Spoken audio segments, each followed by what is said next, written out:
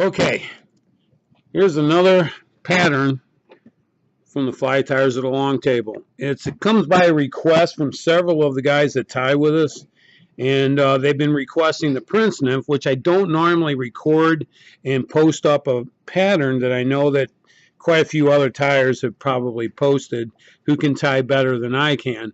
But for now, I'm just going to go ahead and show you the way I do it.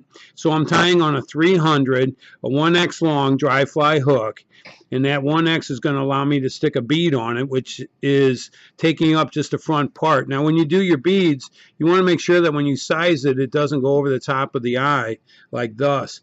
A lot of guys will use the next size up or something, and then when they get tying, they'll realize they can barely see the eye due to the bead being over the top. This is a 3/32 brass bead. I'm going to start here with some 8/0 brown, dark brown thread. Black's okay, doesn't matter. And I'm going to go ahead and start, and I'm pulling tag and thread right behind that bead. And what I want to do is I want to kind of give it a little bit of a thread wrap right like that. And now I'm going to use the tag end and wrap all the way down the shank, touching wraps. And I'm going to get all the way down to the end, about right where the hook barb is at, if you can see how my thread's hanging. I haven't cut my tag yet because I'm going to use it as a guardrail, and I'm going to kind of create a little bump right there on the end of this hook shank, right there above that barb. And that bump is going to be what I use to help splay out those goose bites. And since I'm using my tag end, it's all staying right there, nice and tight. Now I can either break it or cut it, but since I had it locked on so well, I can break it. Size 8 thread breaks pretty easy. So one of the things as I'm tying this, I want you to think about, and that is each time my thread goes up and down the hook shank, it's doing it for a purpose. It is not doing it just to relocate the thread to tie in the next material. So now I'm down at the bottom of that hook shank, and I've wrapped halfway back up the hook shank to where you can see I'm wrapping, and I'm tied, and my thread's hanging just in front of the hook point. I'm going to come in here, and I'm going to grab 2 goose bites. Now you can use turkey, but goose is a preferred biot. And the reason I'm coming in here and looking at these is you can see how long they are. The length is not really what I'm going to be using on the fly. It's giving me a handle to work with the material. So I'm going to come in, and I'm going to select 2, and I'm going to cut right down. Before I snip it, I pinch it and cut it. That way I don't lose my biots. Now, there is a top and a bottom to your biot. So you have a dull side and a shiny side. I prefer to tie mine with the dull side up because if you can see, the curvature somewhat goes up. So I want my tails to be the length of my shank without the beads. So that's going to be 2/3. That give you an idea. So I'm going to go ahead and pinch. Notice I really haven't splayed anything, but what I'm looking at is keeping the tips of my biots exactly even. I don't want one biot longer than the other. I'm going to hold it on my side, shorten my thread up, give it a couple of counter spins. That way the thread will stay in control. And I'm going to put it my side of the hook shank. As I wrap, you'll notice how she comes right on top. And then I'm going to reach under, and I'm going to hold just one. And as I wrap back, you see how they start to splay, and they're kind of doing it all on their own. Now, some guys, when you do your copper john, they want their biots to be on each side of the hook shank, whereas the Prince, it comes off the top. And that's kind of something, again, it's a personal preference on how you want yours to be. And you can just keep wrapping back all the way till you get, and I'm going to try and show you as I'm wrapping and I'm pulling down, you can start to see, I can't where I'm at, but I'm hoping in the video you can see how my tails are starting to splay just like that. So I like them right in that position. And now I'm going to wrap forward again, tying everything in. I'm going to come right behind the bead and cut right there. And now as I wrap forward, candy cane, I'm just going to go ahead and pull those tag ends right down like that. And I'm not too worried about them. So now that's the first set of biots. Now the next set of biots are going to be white, and I'm going to do it exactly the same again. And I'm going to come in and I'm going to cut them, and I'm holding them. Again, both tips, notice the curvature, This time I'm going to lay these guys forward with the curvature down. Remembering that your Prince Nymph, the wings are going to be like that, but I'm going to lay them in forward, and I'm going to go ahead and wrap my thread back just a wee bit. As you can see, those tag ends. And again, my wing, I don't want my wing longer than my body, so I'm going to kind of measure it up, and I'm going to stick that out over the bead, and I'm going to use that bead like I did that thread ball, and I'm going to gently wrap. And now as I bring it up, just like that, you can see how the bead is splaying out my two biots. I look to check for length. I like my length, and now I'm going to go ahead and wrap in and cut. So everything's locked in. By doing it this way, everything I'm tying on this fly is actually being tied to the hook shank and not another material that's going to be tied on later for the body and the ribbing and all that. And now for the next thing I'm going to tie, it's going to be the hackle.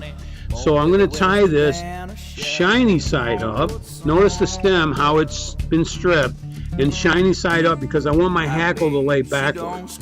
So I'm going to come in again right at the bead, and I'm going to tie in 1 wrap, 2 wrap, 3 wrap. Then I'm going to come right behind the hackle, and I'm pinching that hackle forward. And the reason for it is because now I'm going to tie this in later. But again, everything is tied in right here at the hook shank itself.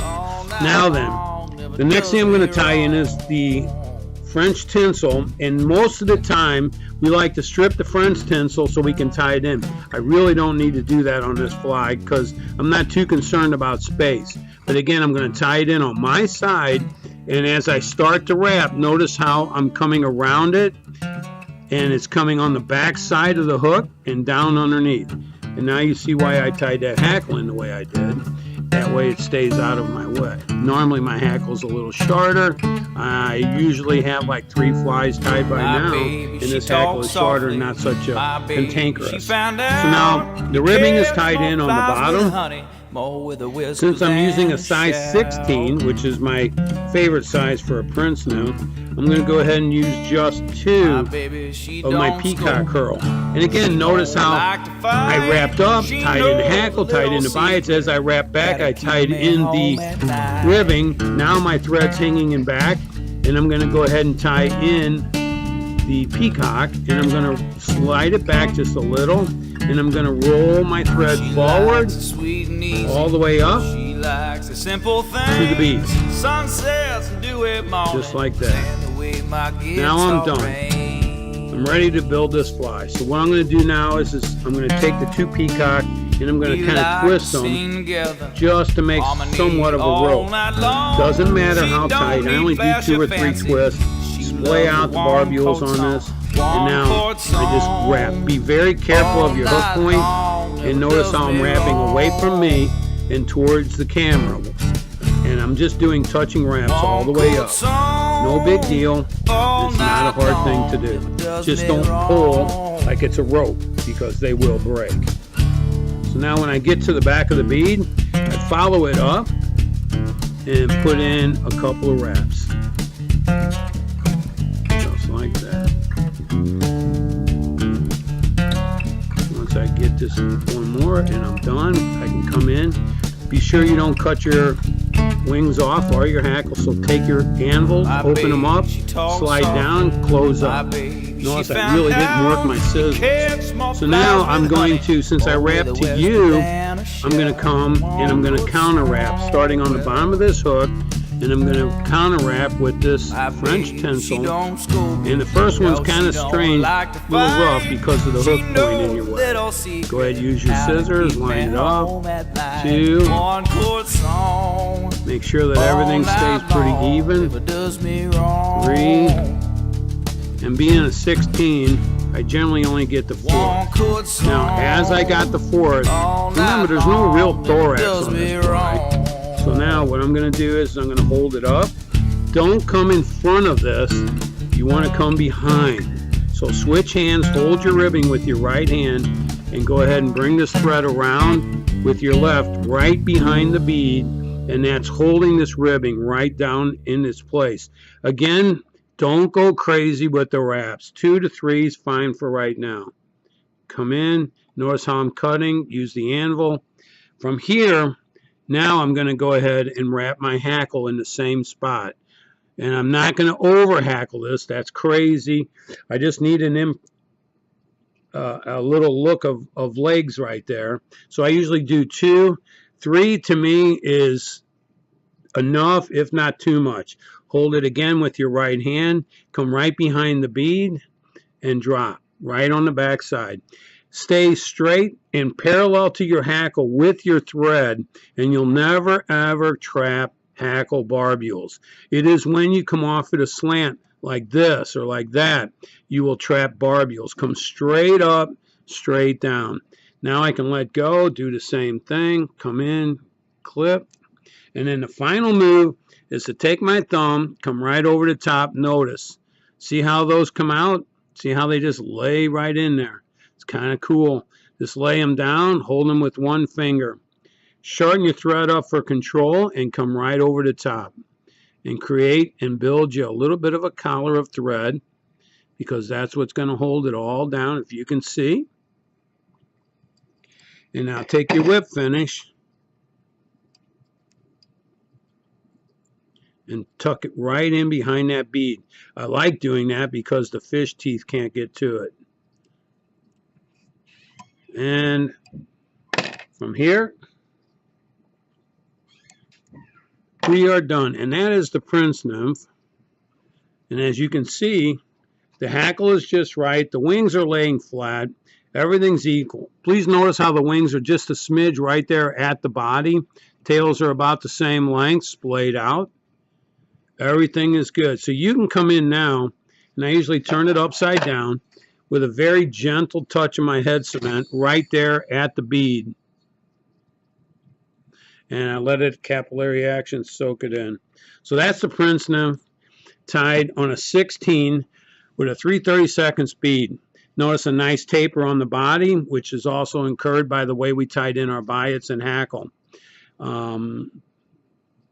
I don't really have anything else to say. It turned out nice. Thank you.